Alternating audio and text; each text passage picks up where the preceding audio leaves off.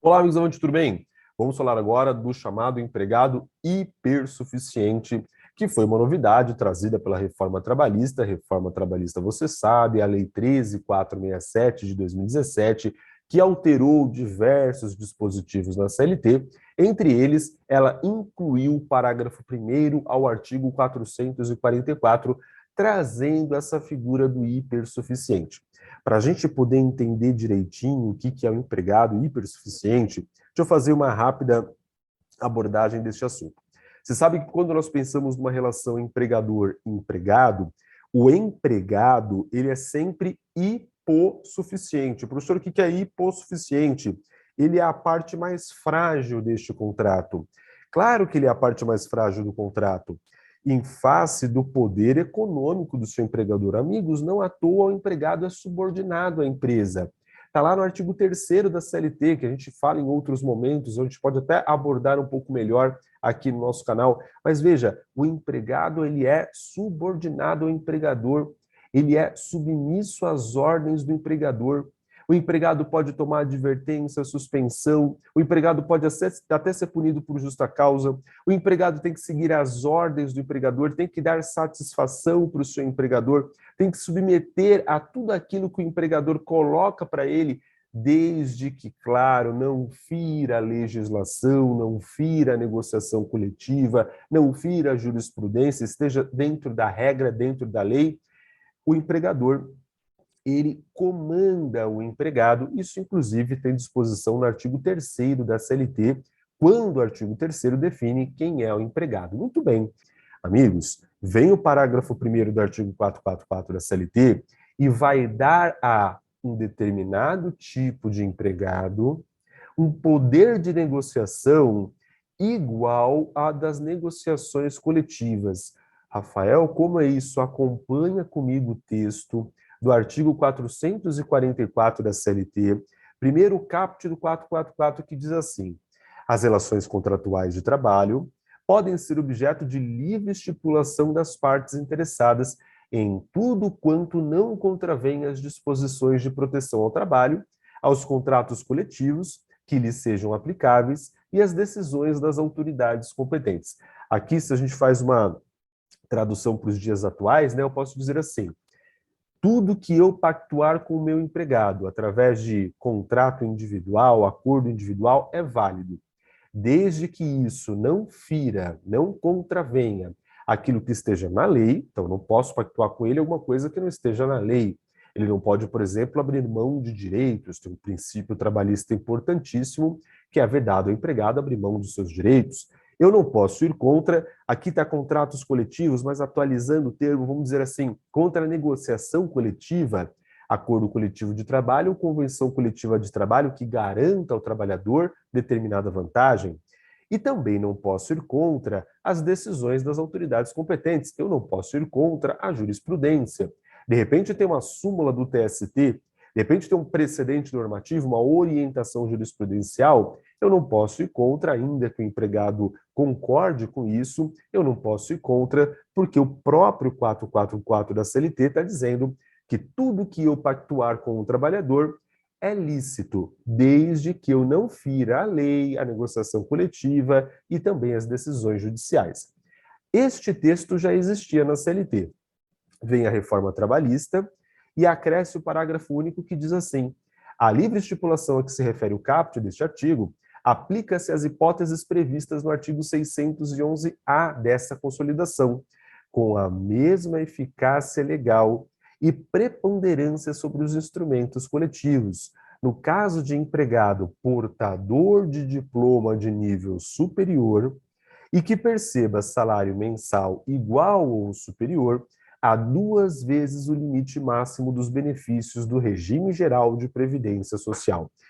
E, meus amigos, aqui a doutrina traduz que a reforma trabalhista criou a figura do empregado hipersuficiente, aquele empregado que pode negociar com o seu empregador de igual para igual, aquele empregado que pode negociar com o seu empregador com a mesma eficácia trazida no 611-A da CLT.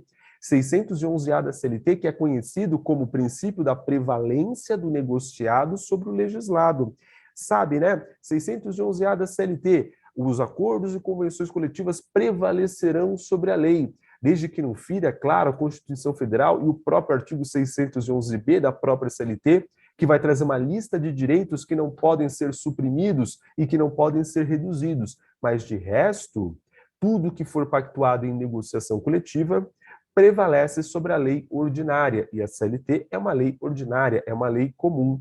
E o que está trazendo esse artigo, ele está dizendo que este trabalhador específico que nós vimos ali, qual trabalhador, professor? O que tem diploma de nível superior e que tem um salário pelo menos duas vezes o teto da Previdência Social. Daqui a pouco eu comento mais sobre isso. Este trabalhador, somente ele que preencha cumulativamente estes dois requisitos, amigos, ele pode negociar com seu empregador com a mesma eficácia de uma negociação coletiva.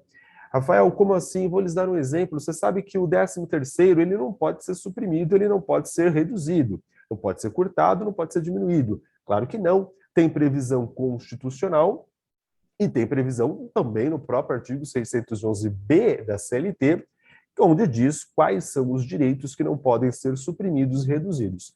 Muito bem, mas a regulamentação do 13º salário está em lei comum, na lei do 13º, e no novo decreto 10.854, que substitui o decreto anterior. Muito bem. Poderia a negociação coletiva, que está acima da lei comum e acima de um decreto, que é um ato do Poder Executivo, poderia a negociação coletiva dizer que o 13º pode ser pago em 10 parcelas e não em 2 parcelas, como diz a lei do 13º, que é uma lei ordinária? Pode. O que não pode a convenção coletiva dizer é que o 13º será reduzido ou será suprimido. Agora, a regulamentação deste 13º, quantidade de parcelas, prazo de pagamento, isso pode ser, sim, feito a regulamentação por força de negociação coletiva e vai prevalecer sobre a lei comum. Tudo bem? Aí você fala assim, professor, então o empregado hipersuficiente pode negociar com o seu empregador para receber o 13º em 10 parcelas? Pode. Exatamente isso, pode. E isso precisa passar pelo sindicato? Não, porque ele negocia com a mesma eficácia jurídica que prevê o artigo 611A da CLT. Tudo bem? Por isso que a gente fala em empregado hipersuficiente, porque ele negocia com o empregador de igual para igual. E não tem aquela proteção jurídica que traz a lei sempre, porque o trabalhador ele é, claro, via de regra, hipossuficiente, como comentei no comecinho da explicação. Meus amigos, eu só quero chamar a atenção de duas coisas aqui. Primeiro, são dois requisitos, né? Quais eram os requisitos mesmo? O primeiro requisito é que o trabalhador tem que ser portador de diploma de nível superior. Rafael, qualquer curso superior? Qualquer curso superior. Tem que ser em direito? Não, não tem que ser em direito, pode ser qualquer curso superior. Aí você pensa assim, professor, mas ele ser portador de diploma superior lhe dá o conhecimento necessário para que ele possa negociar com o sindicato coisas tão importantes, coisas tão fundamentais? Não, com certeza não, de jeito nenhum. Só que é aquilo que está colocando a lei. O requisito que a lei coloca é que ele tenha diploma superior, qualquer curso. Tudo bem? Segundo requisito, que ele tenha um salário mensal igual ou superior a 2 vezes o limite máximo dos benefícios da Previdência Social.